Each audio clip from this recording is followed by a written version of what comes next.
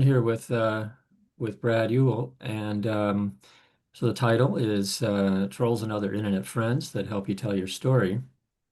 And I'll just read a little introduction, um, something that Brad wrote, and then I'll just go through his bio real quick, and we'll get rolling here. His story was featured last year in the Washington Post and the UK Daily Mail, and the prior year as part of a friend's Facebook storytelling page. These are some of the first times he had shared his story with the larger public, non-adopted groups. He was shocked by the negative comments and feedback directed at him personally and towards the concept of adoption in general. So he decided to use the comment forum as a place to educate others rather than engaging in a keyboard war. Using skills he had learned in his professional life, he engaged in the comment section, filled with hundreds of comments, and used it as a platform to invite others, or inform others, sorry. He believes it's important for everyone in the adoption constellation to not only be able to share their story, but also be prepared for backlash when they do. Being prepared for those moments helps us as the storytellers to keep from being silenced or having people detract from the truth of our lived experiences. Brad Ewell is a late discovery adoptee. He learned he was adopted in 2019 after taking an ancestry DNA test. He's told his story on several podcasts and The Moth. His story has also been featured in books and studies about adoption. He's in reunion with most of his biological family and lives with his wife and three children in Texas. So I'm going to put a couple of links in the chat, and these are to a couple of recent articles where Brad's story has been highlighted, and the Washington Post article is behind a paywall. The UK Daily Mail article is freely available, and I would have made a PDF or something of the Washington Post article, but I canceled my subscription a few months ago for various reasons. Anyway, with that. If you do have questions during it, you can drop them in the chat or raise your hand. Brad is open to answering questions as we proceed here, so don't hesitate to jump in. And with that, Brad, take it away. Cool. Thank you, Bruce. Bruce, if you can help me, I can only see about 4 or 5 people. So if you see something in the chat or a hand go up, if you can get me or get my attention, I would appreciate it. Yep, sure, will do. So that way I don't miss anything. So Bruce did pretty good or real good introduction. There we go. So like he said, I'm a late discovery adoptee. I found out in 2019 when I was 49 years old. I've gotten to know most of my living biological family. My biological mother died 19 years before I found out I was adopted. So she has been really one of the only 2 or 3 people I haven't been able to meet. I spent 32 years in law enforcement, 6 years of those working internal affairs, 3.5 years in a covert unit, 12 years in a community policing unit. And all of that to say that I've spent a lot of time talking to people in situations where they were not either not happy with me, not happy with my job, or not happy with something somebody else did that I worked with. I've been certified in mediation. I have a master's degree in human services counseling. And when I was with our police department before I retired, I was also one of our de-escalation instructors. So a lot of the examples I use are going to come from the law enforcement world. But what I've found is when I used those skills in adoption and really all over the place, they seem to merge well regardless when you're dealing with difficult people. Oops. Yep. So what we're going to talk about today is the first thing I want to say, and I'll say it a couple times in this, is a lot of what we're going to do is talk about managing our reactions to other people's comments because there's literally nothing you can do to manage these people's comments. You can even give them really good information and you'll get some crazy responses back. And I'll share some of those with y'all. There's a couple of acronyms that I like that we'll talk about. One is WIN, which is what's important now. The other one is win at all costs or WAC. I love the 7 C's of communication. If you're not into internal family systems as a therapy model or just kind of as a self-growth model, we'll talk about that a little bit because I love it. I'm going to hit on logical fallacies some. This is not going to be an English class, but I've found one of the best ways to deal with people that start talking really dumb at you in a comment section is to call them out when they're using logical fallacies, because it usually just makes them want to stop. And then at the end, we are going to try this out in real time and see what y'all think of it. My little disclaimer or warning is that this is interactive. I'm stuck with myself all day long. I know what my voice sounds like. I know what my voice sounds like in my head. I get tired of my voice. So occasionally I'm going to ask for people to interact with me. And if I can't see who it is, I'll get Bruce to find somebody. But I'm not opposed to all of us sitting here in awkward silence till somebody talks to me, because it's okay. I've got nowhere else to be.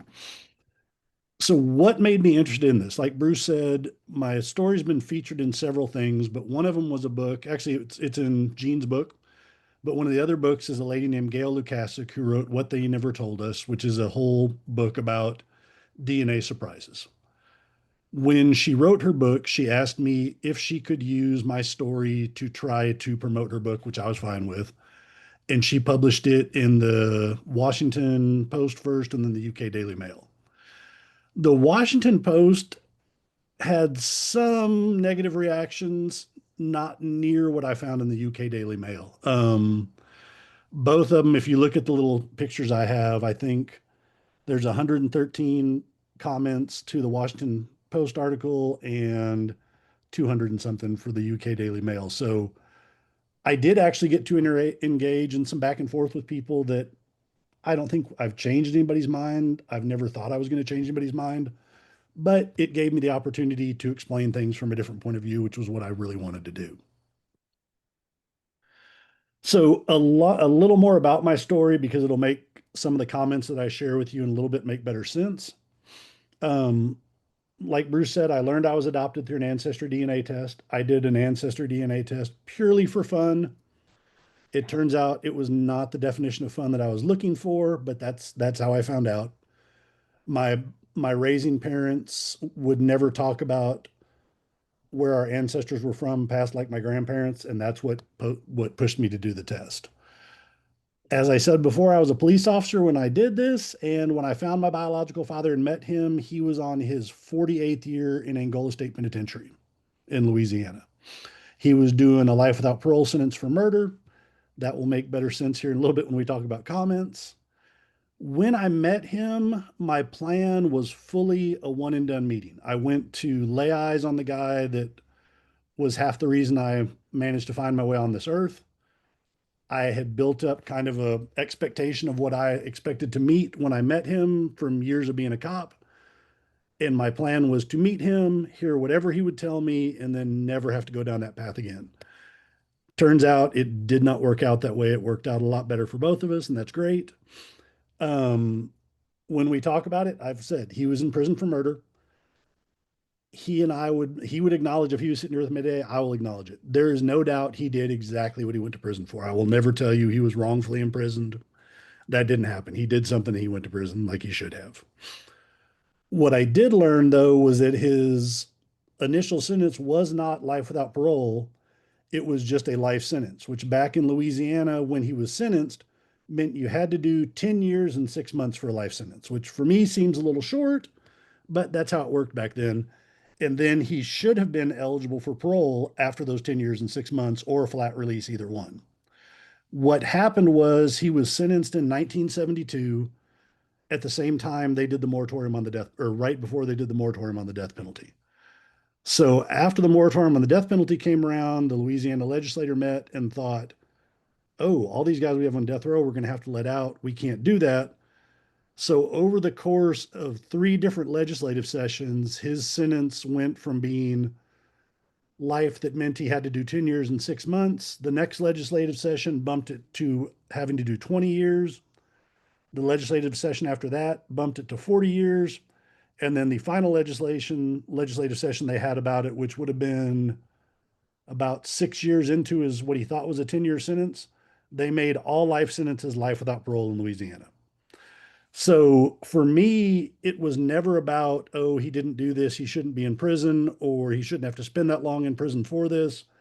My bigger issue was I felt there were some constitutional issues with changing a person's sentence repeatedly after they'd already pled and been given a sentence. Um, what really started this ball rolling and led to me ended up in a couple books in the newspaper was two laws came into effect in Louisiana, one in 21 and one in 22, that both addressed the constitutional issues of his sentence and made him eligible for release. I worked with a group called the Parole Project in Louisiana when that was going on, or worked with them trying to get some help. And through their help and through me going to Louisiana and testifying at their legislature, he was paroled in 2022, which was just a hair over 50 years in prison. He went in 72 and he came out in November of 2022.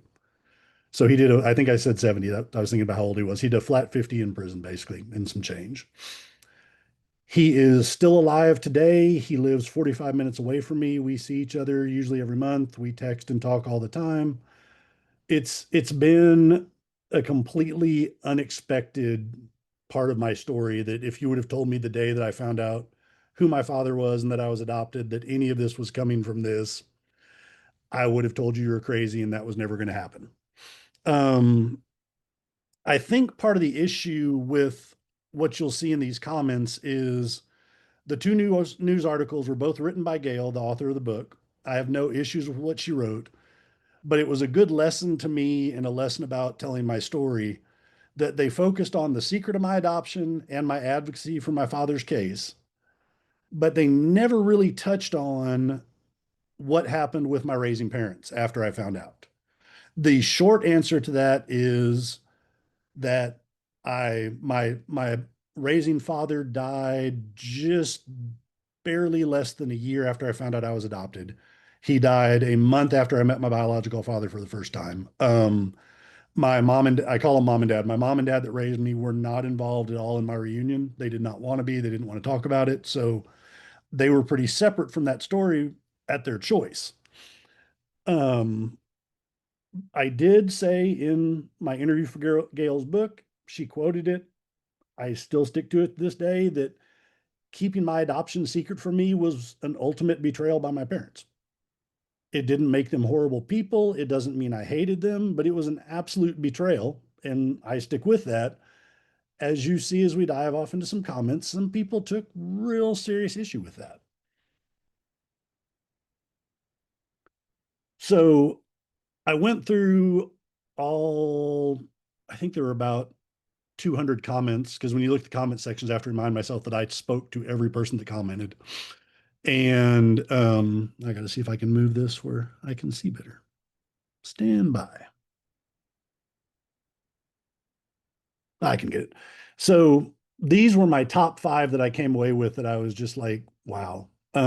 First was so basically, this guy kicked the people who loved and raised him in the teeth and hitched his wagon to an unrepentant killer who didn't know or care he existed.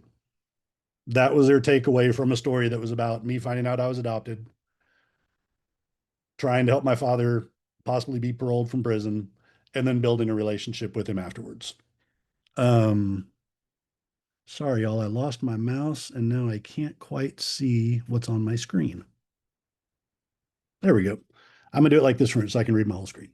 Um, Note to self: don't adopt. And this is something I think we'll talk about later. But what we hear all the time is, well, what would your parents, meaning your raising parents, think of your thoughts on this? That nobody's curious about your thoughts. They always want to know what the people that raised you thought. So, note to self: don't adopt. Wonder how Brad's adoptive father felt when his in quote son, so I guess I'm not his son anymore, said what his parents did was the ultimate betrayal. 48 years loving and caring for Brad and protecting him from knowing his sperm donor was a murderer sounds like more devoted parents who did not want their son to be hurt by the horrible news. Hey, Brad, it's you who's guilty of the ultimate betrayal. That was a fascinating one to me for a couple of reasons. One, we never talked about my childhood in the article or in the book. I wasn't mistreated as a child. We had some family issues of secrecy, obviously, but at no point did anybody ever say that my parents were loving, caring? This is just the assumption that a lot of people make that, oh, they adopted somebody. So obviously they are absolutely wonderful, perfect people. And any deviation from that gets really offensive to people. Um, The other assumption that a lot of people made was my parents kept the secret from me so I wouldn't find out that my father was a murderer. The reality is, I had to tell my parents who my father was because they had no, it was a completely closed adoption facilitated by a doctor family friend. They had no idea of anything other than they wanted to adopt a baby boy, and a doctor that they knew found them one. They didn't know anything about the parents. So the whole concept of, oh, they did this to save me from the stress of that isn't in the article and just isn't factual. This was a pretty good one. I guess evil runs in my blood. He praises his murderer father, but shows disdain for the people who loved and cared for him his whole life. Life in prison sentence doesn't mean incarcerated until you can convince people you've changed. It's punishment for cold blooded murder. Hey, kids, here's your grandfather who's been in prison for 50 years for shooting a man in the back of the head, which is true. But we look alike. Isn't that great? His adoptive parents, once again, loved him and kept a secret to protect him. It didn't happen. He finds that unforgivable, but has no problem forgiving a murderer, like father, like son, and I've been cast into the category of a deplorable. So, once again, lots of assumptions. Really, from these three right here, one of the things I learned when I write about my own story in depth is I try to make sure I hit a lot of these topics that I can see now people make big assumptions about that just aren't true. So, I talk very clearly about my parents had no idea where I came from. They weren't protecting me from anything. I'm not saying they wouldn't have. I'm just saying that's not the case as it is here.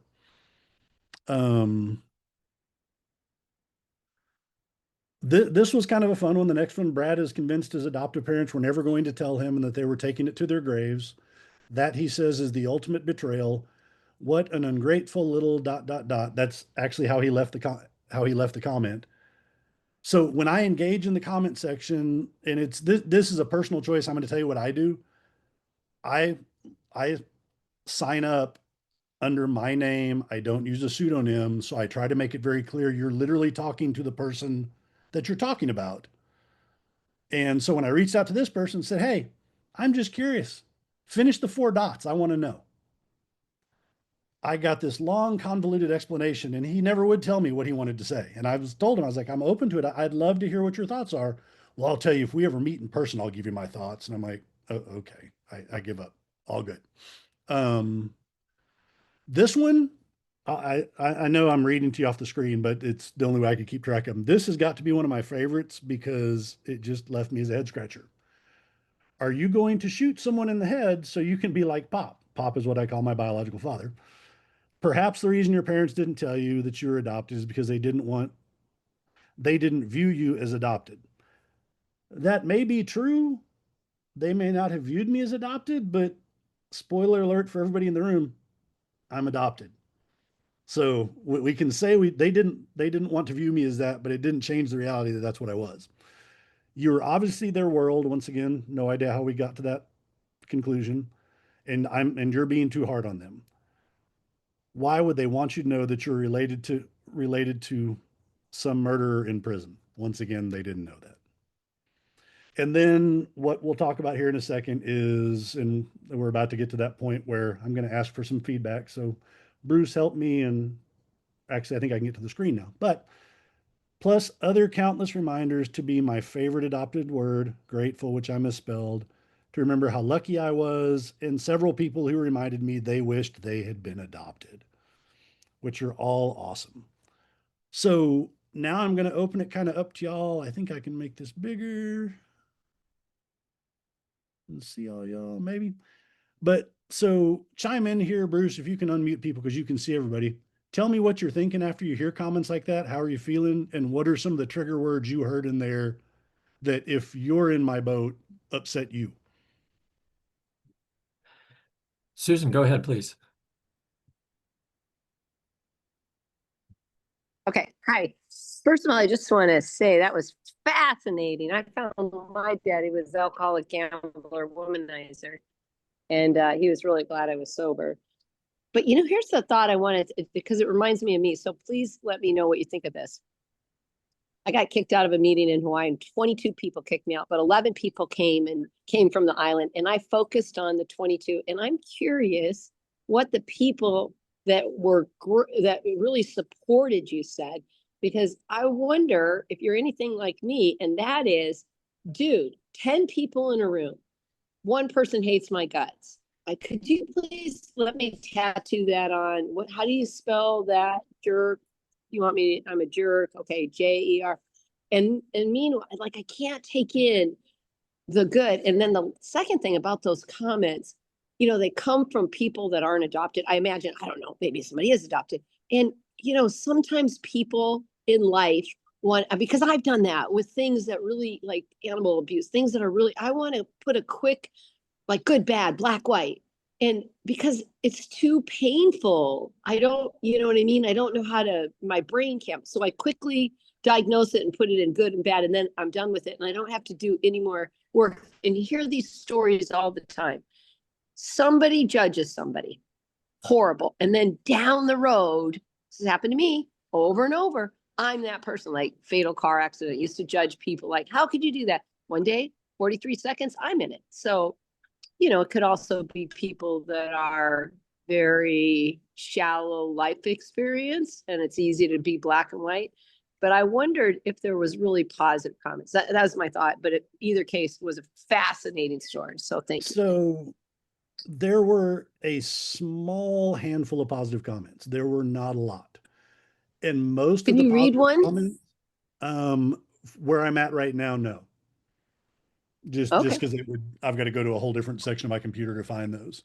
That they were Okay. what a lot of people said that were the most positive things people said were, we appreciate you telling your story. That sounds hard. Nothing really, nothing that really pushed back against a lot of the negative comments. What was your second part of your question? There was another thing that you'd asked with that. I just said it wasn't so much a question. It was just this idea. Maybe has this ever happened to you where you've judged somebody really harshly, and then the next thing down the road you've gotten divorced? I mean, like, my ex-husband had an affair, and I was like, I can't believe it. Then one day I'm the person having the affair, and when I made amends, the girl goes, "Stay away from my boyfriend." Like, that we become the thing that I judged, and that I'm thinking that maybe these people might not be adopted. They might not have any life experience. And it's just easy to make a freaking black and white quick comment because there's no depth. You know what I mean? They have no life experience about it. It's easy to judge, like, you're wrong, you're right. Next. No, I mean, So, that's absolutely true. And I mean, I think I said that in the intro. I absolutely did that. I expected my father to be a piece of garbage when I went to meet him in prison. I had no interest in getting to know that man. I just was trying. So I decided to meet him after about 6 months of therapy, when my therapist finally asked me, okay, so your mom's gone. Your father has had a massive heart attack well before you ever knew him. If he dies tomorrow, are you going to be cool with the fact you never met either one of your parents? And my response was, shit, because I didn't want to meet him, but I knew she was right. It was going to bother me if I never laid eyes on one of my two biological parents. And that was my only option. So I walked in fully expecting somebody that I was not going to like, and hit it off in ways that I still to this day don't really understand. So yeah, no, both of those have happened to me. Okay, and just a second note, thank you and I'm going to let other people share. You reminded me of something else. My birth mom's family, it went awful. She was dead. It went so bad. My brother asked me out. My sister asked me who the hell I thought I was. I wasn't allowed to see her husband because he was drunk. The mom cried. I mean, it's just a train wreck. And so when I get the name of Jack, by the way, they lied about him, blah, blah, blah. I decide, okay, so I find him from a one-shot deal ad in the paper. He's in Vegas. He's an alcoholic, gambler, womanizer, beautiful looking guy that married a beauty queen, women all over the place, drinker, you name it. Irish Catholic, there he is. So here's my plan. I'm going down there. I'm not getting hurt. I'm going to go down and blow it up so that we can blow it up fast. So I go down and I literally leave the lunch and go take the plane back. And I call him at 3 a.m. He goes, I think your soup might have gotten cold. He did not buy it. And I did that 3 times. Go visit. In the middle of the visit, I'd leave. I'm like, if we're going to blow this sucker up, let's do it. And you know what's crazy? My dad was a gambler. I swear he looked at me like a gambler and thought, this is a broken person. And his favorite saying was, I'm not putting my dog in that fight. And I swear he looked at me like he smoked a cigar. It's like, he would just look at me and talk to me. And in the end, I'd go down and visit for an hour and he came up to see me. But my dad he'd drink double beef eaters and he changed personality. But the same as you, I loved him and he was so proud of me for being sober and I loved him. And so, yeah, I could relate to your story. I'm sorry. I don't want to monopolize. That's I'm okay. sure. No, I appreciate it. Thank you. Yeah. Yeah. No, Joanne, thank you. Thank you. Joanne, you've had your Thank hand up for a while. Thanks, Susan. Joanne?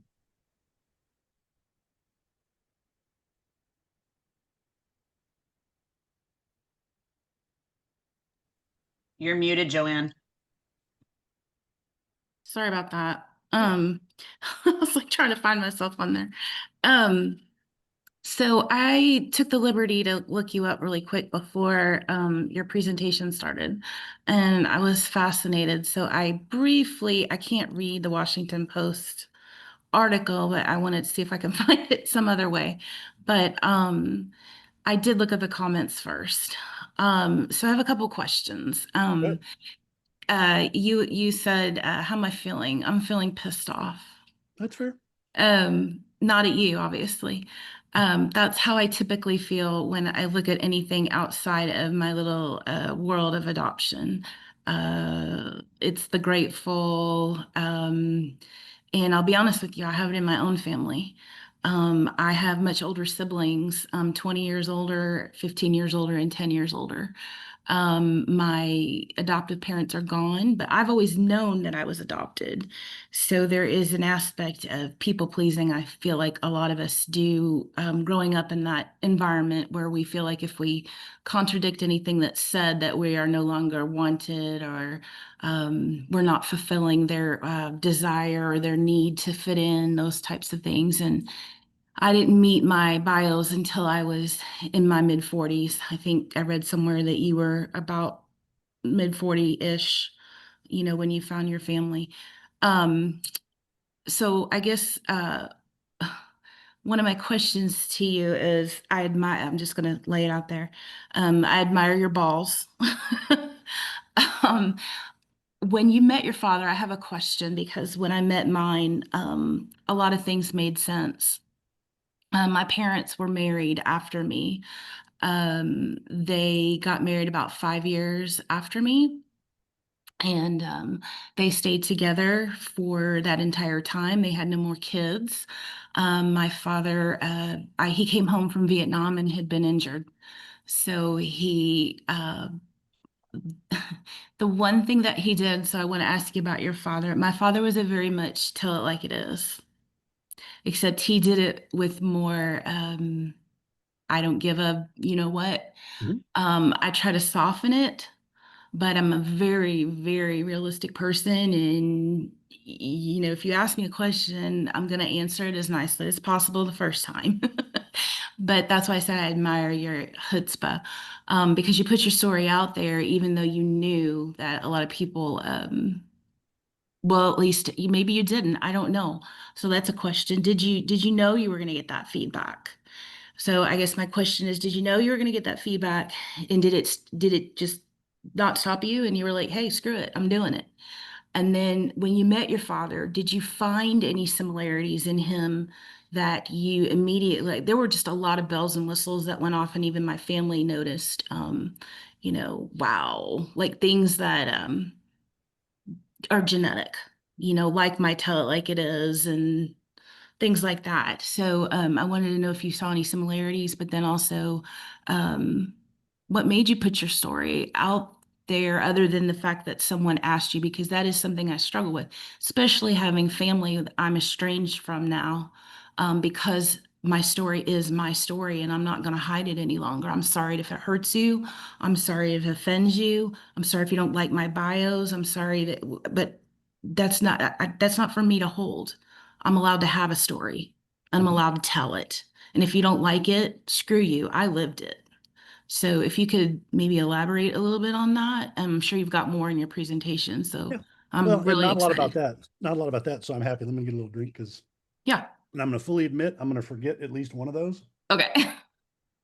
and ask you to remind me again. So the first one, did I know I was going to get some negative feedback? I assumed it because you have to remember I was a 25-year cop when I decided to try to help my murderer father get out of prison.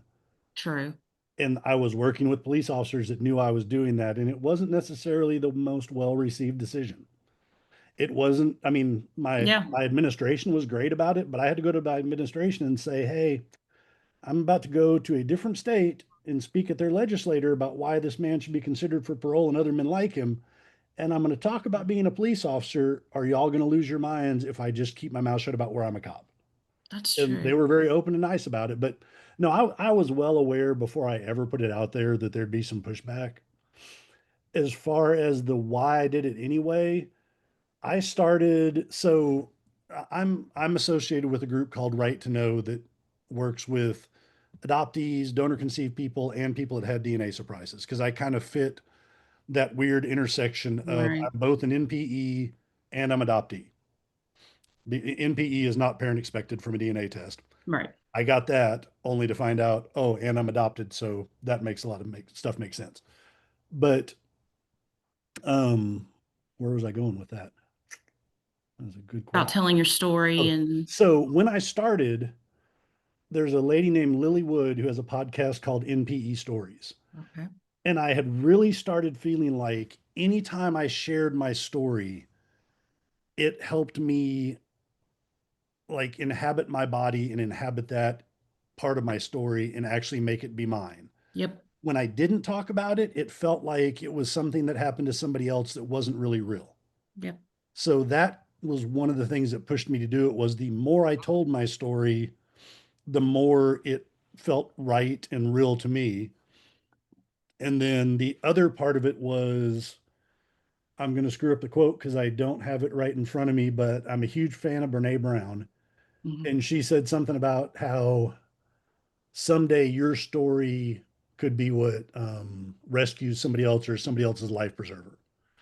And I feel like there's a ton of adoptees. There's not a lot of late discovery adoptees. There's getting to be more and more as Ancestry and all these other companies go along, but it's still going to remain the minority. There's not a lot of people going through this. And then in the NPE world, back when I found out 5-ish years ago, that was still a very much growing thing. It wasn't a lot of it was a lot more people than I ever expected when I found out. But I wanted people to be able to hear as I worked through it that there was another side to this. It wasn't all doom and gloom. It wasn't, you know, can it destroy your life? Absolutely. Does it have to? Absolutely not. It doesn't have to. It just takes a lot of not fun work to get through it.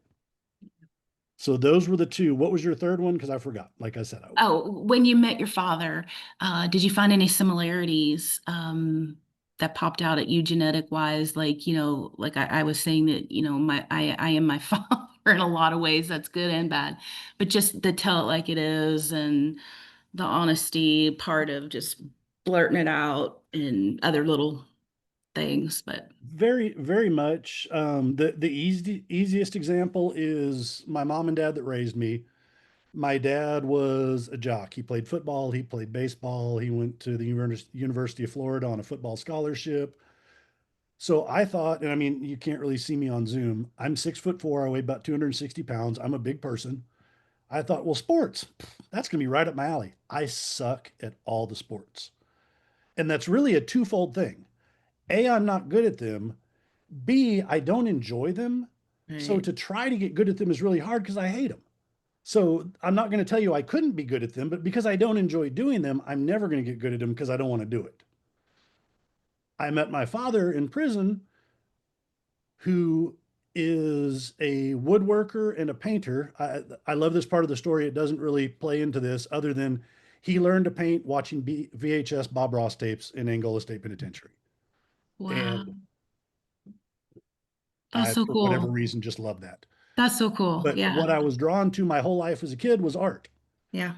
And I will fully say my parents never discouraged me from doing art, but like I think it may have been you, it may have been the person before you that said it in that people pleasing mode of I'm trying to be like these people. Why would I ever think I should do art?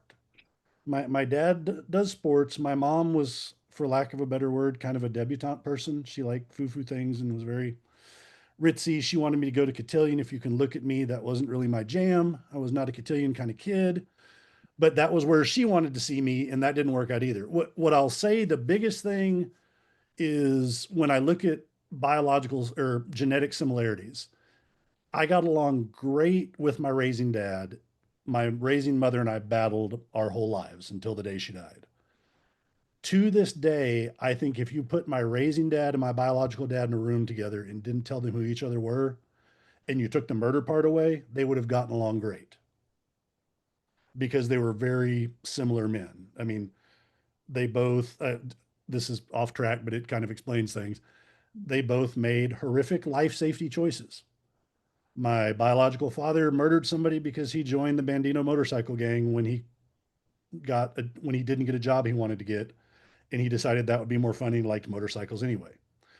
My dad, who went to the University of Florida on a football scholarship and was studying pre-med, saw the Blue Angels fly over the beach one day and showed up at the Navy recruiter in his swim trunks and flip-flops and joined the Navy and dropped out of med school and went to Vietnam and Yep. flew fighter jets.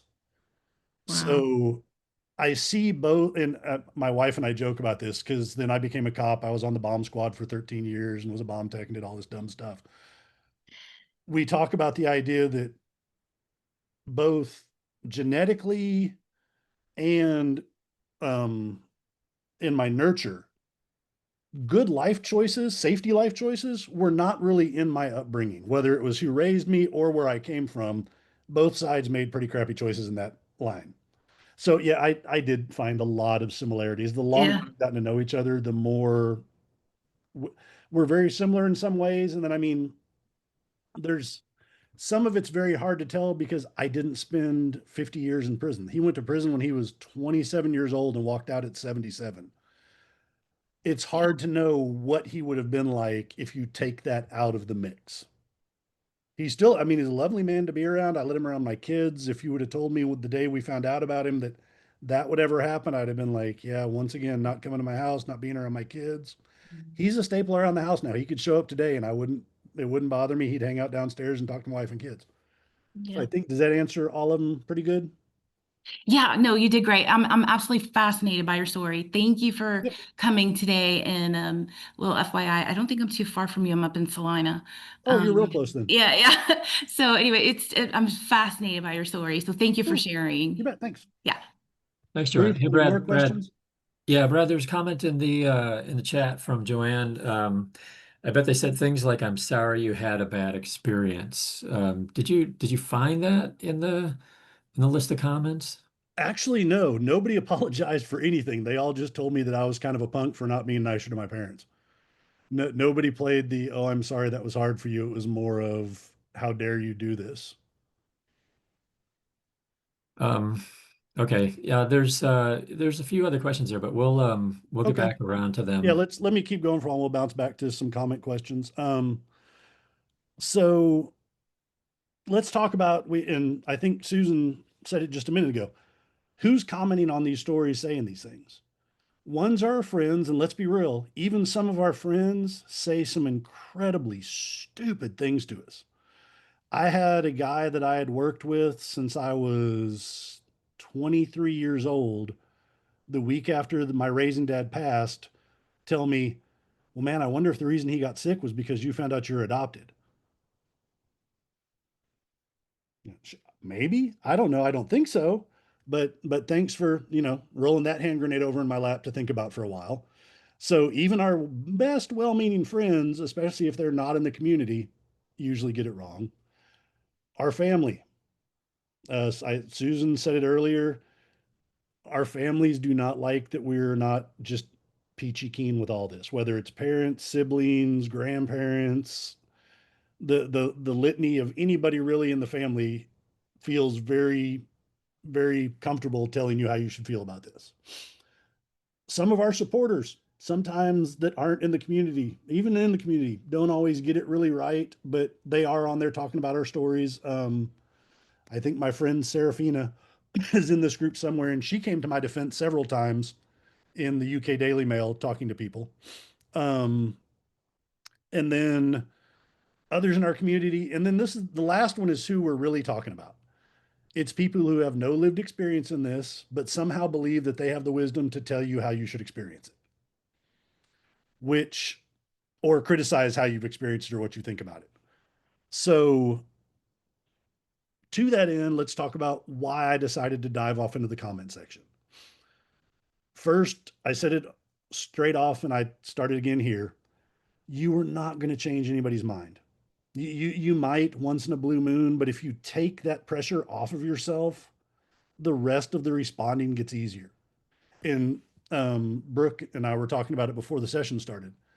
This isn't, I mean, yes, it works great for adoption discussions. It also works great for religious discussions, sexuality discussions, politics discussions. The odds of you changing anybody's mind on Facebook about anything are pretty slim, but that doesn't mean you can't say what you think and that you can't respond. I have a guy that I worked with for a very brief time. He was older than me and retired much earlier than me. We debate politics almost daily when I make a post, and we see the world in totally different ways, but we get along fine because we can both be polite and be like, I just can't see how you think that. And he's like, well, I don't see how you can think that. And it's like, okay, cool. Are we mad? No, I can't fix it. I can't fix it for you. The reason I do it then when I know I can't change your mind is one, I think it allows us to control our story. What I've found is these stories are a lot like the game of telephone that we all probably got to play at some point in elementary school, where I tell you something, you tell the next person down the line something. When it gets about 20 kids down, what started out and what is actually being told now aren't even in the same hemisphere of words. If what I felt for me is if I didn't respond to comments, that if I was silent to it, basically I was complicit with it and I'm agreeing, okay, I was horrible to my parents because I'm afraid to say that I wasn't horrible to my parents. The other part is it allows that tide of misinformation to rise. I don't know if any of y'all have gotten on Facebook in either political realm, but once one person gets fired up and starts going, everybody piggybacks and it gets crazy fast. What I found in my own personal experience was when I dove off and just responded back to people, a couple people would respond back very briefly and be like, "Oh, okay, thanks," because they didn't want to have a debate with the person they were talking about. It's much more fun to trash talk somebody that's not willing to talk back to you. It's way easier. Um, but I will say the flip side of that is I would say if you go back, if you look at either of those articles in the comments section, probably 80 to 85% of the comments the responses I made to people's comments were never responded to by the person who made the initial comment. So, like I said, not trying to change that person's mind. Don't care if I change that person's mind. But what I do want the next person reading the comment section to know is, oh, he's on here talking to us and he's answered that. Now now a lot of people don't read the comment section. I answered the same comment a lot. It usually had to do with being grateful. But still, I like controlling it. Another part of it that I think is important is most of us, either intentionally or unintentionally, have been silent since birth. Our parents, I don't know if any of y'all are familiar with Lori Holden, but she wrote a great book. She's an adoptive parent called The Open-Hearted Way of Adoption. And very few, I can't say, I won't say very few, I will say very few adoptive parents that I know. One of my biological cousins is actually one that I know that I think does this well. Leave space for her adopted kids to say, hey, some days this sucks and I hate it. That, I mean, it was never an option for me because I didn't even know that why we were having some of the problems we were having. But for a lot of always known adopted people that I've known, saying that this was not a fun experience was never an option in their lives, whether their parents had explicitly told them not to do it, or you just caught on pretty quick that, you know, hey, I don't want to get relinquished again, so I just better act like this is really cool with me. So for us as adoptees, I think it's a way to take our voice back and be able to just say, no, that's not right. And then finally, this comes from a lot of like Gabor Mate's work, but unexpressed thoughts, feelings, and emotions get stuck. If you read something and get just driven into that fight, flight, or freeze response, and you just sit there with it and never let it out, that sticks as trauma that you deal with later in life. So for me, the easiest way to get it out was just to answer. And I'm going to talk about this in a second, but I will tell you that if you've read what I've written and you'll see some of the things I'll talk about, some of the responses I've had. I try to give very fact-based, simple, laid out responses. I'm not going to argue with you. I'm not going to call you an asshole for talking rude to me. That's not my goal. But I will tell you that I didn't know how mad I was when I made them, because as I was doing this, the response to those went over about 3 or 4 days of people responded to the article. But I didn't know I had to tell until one day my wife was sitting across the living room from me and she's like, "Hey, what's wrong?" And I'm like, "What?" And she goes, "Well, you're typing something on your phone, but you're doing this while you're typing." I had no idea what I was doing. I thought I was sort of just typing away, being all calm. And apparently it did not look like that to the outside world. So don't for a second, as I talk you through this, think that, oh, it just rolled right off my back. No, a lot of it really pissed me off. And we'll talk about how you deal with that and then dive back off into expressing yourself a little more eloquently and also not so eloquently. So some of the topics I talked about earlier, I'm going to try to shoot through them pretty fast because they're important to understand, but it's not like there's a test or that you need to know exactly these acronyms. It's good things to remember. What's important now? That came from Lou Holt's book, who's a famous, I think, Notre Dame coach. Like I said, I don't do sports, but I think that's right. But it was all about mindset. A police trainer named Brian Willis picked it up about policing mindset. And what his whole thought process was, before you make any response to anything, ask yourself, what am I trying to accomplish? And his point was, a lot of cops get in trouble for things that they didn't need to get in trouble for. The best example I used as a field training officer is, you get called to a bar and there's just a belligerent drunk inside that they want to leave and the drunk doesn't want to leave. And you get the drunk to walk outside with you and head to a cab. And the whole walk to the cab, the drunk is going to the cab. He's not saying he's not going. He's agreed to go. But the whole walk there, he is cussing you and saying all these awful things to you. And what Brian's answer is, ask yourself, what's important now? Is it important that he's talking trash to me, or that he's about to get in a cab and go away and exit my life? The answer is, it's important that he's exiting my life. I don't want to deal with him anymore. If I fight him, now I have to take him to jail and we just get to spend more time together, which wasn't the goal to begin with. So that was Brian's whole thing, is really pause. And it works the same way when you're responding to some of these comments. Ask yourself, why are you responding? What are you trying to accomplish? And then focus on that and tune out all the noise and just work towards your goal. It's not always easy to do. Sometimes it takes a couple drafts, and we'll talk about different drafts because some of the drafts are a lot of fun, and we'll talk about where to do those drafts. Hey, Brad, Win at all costs. Yes, can we pause? Can we Yes. pause just for a Yes, minute? yes. Susan, do you have a question? I see your hand up. Yeah, sorry, my phone, what do you call that? Case is cracked.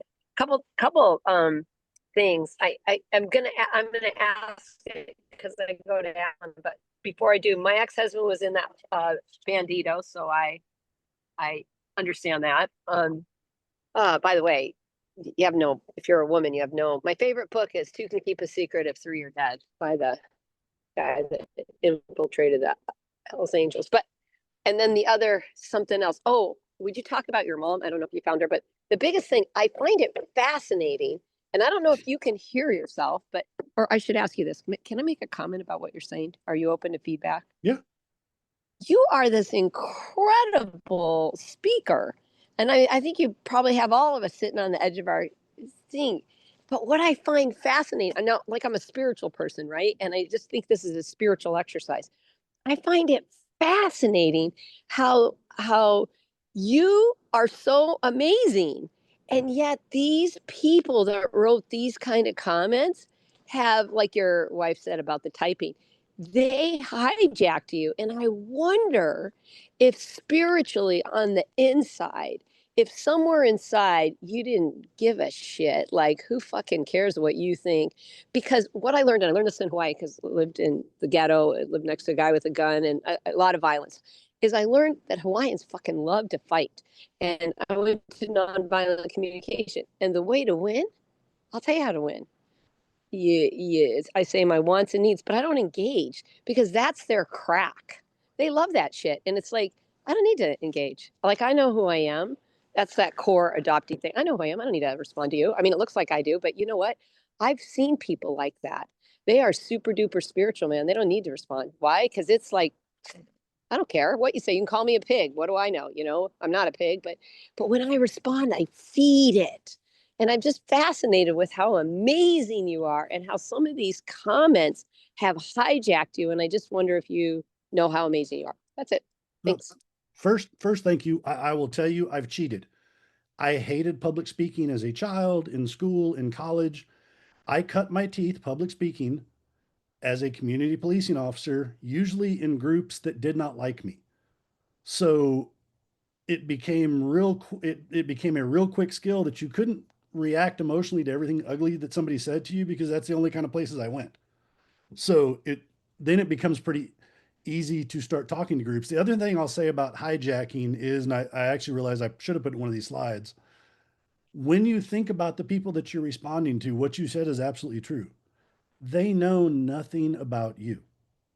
Everything they say about me is their best guess on literally knowing nothing about me other than what they read in like 750 words. So do you as a person, I can tell you my answer, but I can't answer for you. Do you as a person need to really hold close to your heart what somebody that knows 750 words of your life thinks about you? I But, don't. but I don't care. Well, it's like the same with my neighbor. I lived 4 years next to a guy with an automatic weapon. And in the beginning, I called the cops all the time, and yeah, that went bad. And I finally learned it was just like it happened in AA there too. There are people, and that's their crack, man. They freaking love to throw down so someone bites because they get off on it and they unleash their rage, right? And so I got to the point where it's like I'm not playing. And in doing that, I preserved myself because I'm not giving them that's their hit. Yeah. Nope, not giving it, not playing today. Not playing. I'm going to take that energy and I'm going to go put it towards the people that love me. And I eventually, a prayer partner came and I got out of there. Otherwise, I'd still be in Hawaii because I fought for 5 years against the haters. And all it did was drain the hell out of me. So I just think you're amazing. And I hope you know that. And I have a funny feeling everybody on this show thinks you're amazing too. And I hope you get to take that in. Well, thank That's you, it. Susan. I And appreciate I that. mean it. And I mean it. And there's some people out there that you'll never make. This is what I always try to do. I always tried to make the haters in Hawaii too like me. You know what? They're never going to like me. That's just the way they are. So guess what? Have at it. Hate on, brother. I'm going over here to somebody that loves me. Have a nice day. And that's the best thing I can do. And then they turn around and like you. It's the weirdest thing. Anyway, I So, think you're Serafina, amazing. I see your hand up because of what Susan just said. It plays into this next slide, and then I'm going to get your question. So, what Susan was just talking about is what one of my closest friends at work really hit on. One of the units I was assigned to was we work neighborhood disputes. And neighborhood disputes is really a nice way to say the Hatfield and McCoys are still alive and well all over America over some of the dumbest things you could ever imagine. And what we were just talking about really falls into that. It's not even about the fight or about the object of the fight. It's about the fight. They just need somebody to fight. There's people that are going online every day that just need to fight with somebody online, a lot of times online, because if they fought with somebody in person, that wouldn't work for them. You know, there's a reason that there are keyboard warriors in the world. And then when they meet people in public, they're like, oh God, tell me, I'd still love to meet the guy that wants to tell me to my face his thoughts. I think it'd be fun. But so it's another good concept to think about when you're talking to these people is if you're talking to one of these win at all cost people, make your comment for the rest of the group to see and realize they're going to comment back and you'll know who they are because they just usually repeat themselves in a slight twist of what they already said. Move on past it. You've already answered the comment. Move on past and bounce because there's nothing you're going to do to win with them. They're not even there to win or lose. They just want to fight. The only way to make them lose is to not engage with them. I have a guy that I used to work for that got on Facebook one day with me and just jumped into this long lecture to me that factually I found wrong. So that was my response. I was like, listen, man, factually, I think you're wrong on a lot of this. And I really don't feel like arguing about things that aren't right. And all he did was get madder, but there's nothing left for us to discuss because he was talking nonsense. So we moved on. Serafina, where'd you go? You disappeared from my screen, but I bet you can unmute.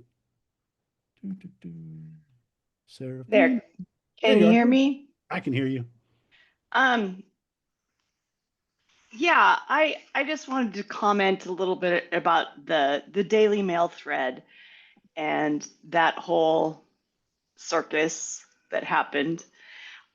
I really appreciated the comment thread because it really showed the the range and perspective of what's out there in the world. You're going to get those totally hateful comments, and there were, I mean, you see the level of ugliness. It's good information to know. You need to know what you're up against.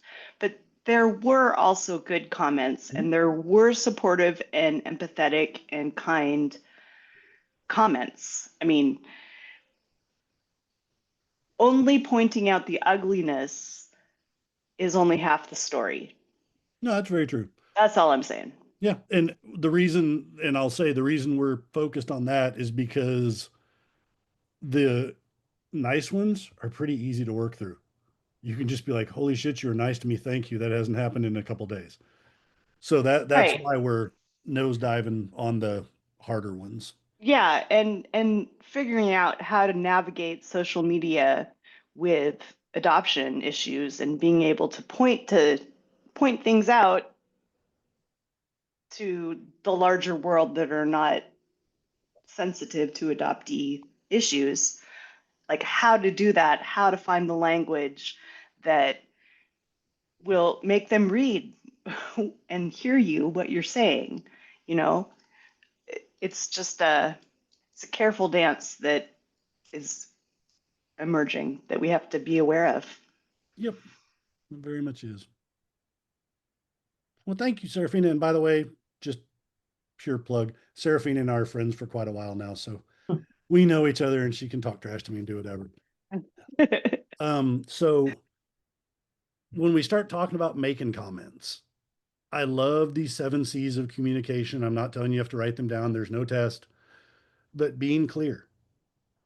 And part of being clear is as much as it sucks, I really do write drafts for every comment that I respond to and read it and make sure that I'm clearly trying to articulate what I'm saying. Because there are a lot of times that when I reread it, I'm like, ooh, that didn't make sense. I knew it in my head. It makes perfect sense. When I read what came out of my little fat fingers on the keyboard, not at all what I thought was in my head. Concise. I have an aunt that is one of my biological aunts that when she texts me, it's pages of scrolling to get to the bottom. That's not the comments you want to leave for somebody, mainly because nobody's going to read all the way to the bottom of it. So your information's being lost. Concrete, give real world examples of this is why I'm telling you what I'm telling you. Be correct. If you're thinking of facts and you're not sure, it's worth a couple minutes to try to get your facts straight, then have somebody look at be able to immediately respond back and be like, well, you said this, but that's not even true, and they're right. Coherent and clear go together. Complete, I never half answer what somebody said. I try to catch everything they said. The hardest one, courteous. I try to be very courteous. The guy that said, well, if we ever meet in person, I didn't respond back with what I wanted, which was, we'll name a dark alley and I'll see you there because I think this would be awesome to get it out of our systems. I just left it as courteous and said, sure, maybe we'll meet one day. And I'm going to skip what's not on this list because it's mainly in the next slide. So if you've never heard of internal family systems, I'm not a therapist. I don't know what I'm doing. So take everything I say with a huge grain of salt. But I love internal family systems. And I think the 8 C's of self fall perfectly into dealing with this. The first is be confident. Everybody in this Zoom has lived the story they're going to talk about. Anybody telling you that you don't know what you're talking about in your story doesn't know what they're talking about because they didn't live your story. So be confident in your story. Take the time, and it does, like I said, I have a tell when I get irritated in comment sections. Get to the point where you're calm again. You can't respond thoughtfully while you're emotionally engaged still. I once saw a slide of basically a teeter totter, and it's when you're enraged and that amygdala is fully engaged into your little lizard brain. Try to do a simple math problem. You can't. You can't work through it. You need to level out. Um, Clarity goes right back to what we said before. Curiosity, I've found, is a huge one, and something that, especially not so much in the adoption world, but like if you engage in political or other things, sometimes the best answer to somebody is to ask a question. Tell me more about why you believe blah, whatever they said they believe, and let them explain it. A lot of times I don't have to explain why they're wrong. They do it fine all by themselves. Courage. I'm not telling you to be mean to people online, but realize they're online. I mean, yes, some of them could come find you if they really want to, but 90% of the time you're talking to people online, even if you're talking to family and friends face to face. I will use my half brother from my bio dad side as an example. My half brother, I don't mean this negatively, it's the only term I know, is a mama's boy to his core. He is attached to his mom deeply, and it makes perfect sense to me because he grew up with a father in prison. So the only parent he ever really had was his mom. So one day we were in the car and he started lecturing me on how I didn't get it and how lucky I was to be adopted. And when he finally took a breath, I was like, okay, I tried curiosity. I was like, let me ask you a question. He's like, okay, ask a question. But, man, tell me about how you feel about your mom. So I got a pretty solid monologue about how much he loved his mom, which is what I expected. It was great. And when he got done with that, I responded with, okay, now explain to me why I'm lucky that I never got to meet mine. The car got really quiet and he looked at me and he's like, I didn't think of it that way. I was like, it's the same reason I never tell you how to feel about our father who was in prison, because I got to meet my father in prison when I was 50. Your father went to prison when you were 2 and you've had to deal with that your whole life. It's a different experience for the two of us. So the same reason I don't tell you how you should feel about our father is the same reason you should probably never tell me how I should feel about being adopted. The courage part of that is that has caused some people not want to talk to me anymore. The flip side to that is I've found my life a lot simpler with some of those people not in my life. So you have to be ready for that possibility, but it's not the worst thing in the world to have happened to you. Compassion. A lot of these people, especially the really enraged ones that I found, if you dig deep enough, they are tangentially, well, not tangentially, a lot of them end up being adoptive parents. And they're working through things that have nothing to do with you. They're working through their own issues with their own adopted kids that they haven't worked through face to face with their kids. And they've decided that it would be way easier to just deal with it with you. And, like I said, my mother and I did not get along well my entire life. I have a huge amount of compassion for her because the longer I've worked through this, the longer I've realized that the reason we really struggled, in my opinion, is she wanted a child that was hers, that looked like hers, that acted like hers, that thought like her and felt like her. And she never got to have that in her whole life. And it's not my fault. It's not her fault. It's just how the cookie crumbled for us. But there's a compassion side to that because that was hard for her. And the other thing is try at sometimes to work towards some connectedness. There will be some people that even if you don't agree, you may be able to have civil conversations at length about things that, like I said, don't think you're ever going to change their mind, but you might enlighten them and they may learn a few things. And that's almost as good sometimes as changing people's minds. So I mentioned logical fallacies. I'm going to shoot through this real fast because I don't want to skip working through some of the practices. So logical fallacies are just reasoning errors. They're brought up a lot in debate and other things like that. I find them in two places. One, the person that's just a troll, and we'll talk about what those look like. The other place I find it a lot is people that are extremely passionate because suddenly they're in that passionate, really engaged upset mind frame, and logic has gone back out the window. And the best way I've found to deal with them is to literally, I've literally in Facebook messages said, this is a logical fallacy called a red herring, which means this. We're not going to discuss this because that's not on my topic list. And we move on, and people don't usually appreciate it, but when you call them out on it, they also don't have a lot to say back. So the first one's the one I just gave an example of. It's called a red herring. It's called, so I'm using the statement, many adoptees experience trauma because of adoption. Just a blanket, simple statement. So a red herring response to that would be, but didn't your parents love you? Well, that's what we call a red herring, because yes, my parents loved me, and it has absolutely nothing to do with the fact that there's trauma from adoption. It's just two separate things. So let's get back to what I'm saying, and we can leave that discussion for some other time.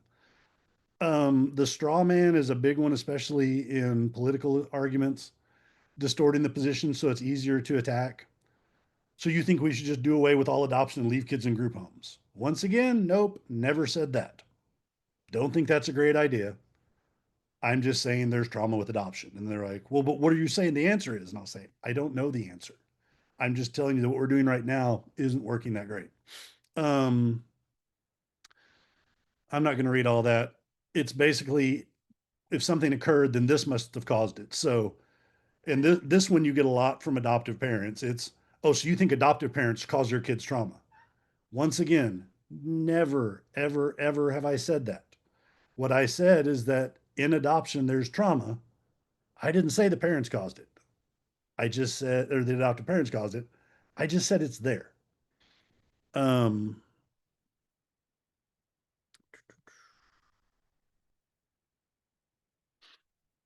the bandwagon appeal, if you truly cared about children, you would support adoption. I care about kids. I've got 3 of my own.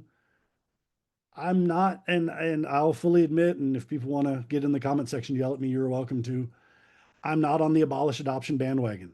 I think adoption is not great. I just don't know what else we do. I mean, I look at myself. It's too long of a story to explain here, but I'm completely at peace with why my mother relinquished me. In the position she was in, she could not have raised me. So knowing that, the only option was either somebody adopts me because my father was in prison, or I live in a group home till I'm 18 and I get punted. While adoption had trauma attached to it, I still think it was better than living in a group home for my whole life. I didn't live in one, so I could be wrong. I may meet somebody from a group home one day that said, no, it was awesome. So far, that has not been the case. The circular argument, probably one of our favorites that we all get. Well, I know a happy adoptee, so there's no trauma in adoption. You know an adoptee. That's all you know. And chances are you don't know even an ounce of their story. You know what they've been willing to share with you. And you probably wouldn't want to post this in the comment, but what you can also know in your heart is if they're willing to get online and argue with you about adoption, the person that knows them personally probably does not want to discuss adoption with them if they're so open to argue with strangers about it. And then the either or, well, if there's trauma, then you just think we should abolish it. Once again, no, that's not my goal. That's not what I think. And I think that is the end of the presentation. I've timed it good enough to get some of the things. Who's else has got questions? I think we had some comment questions.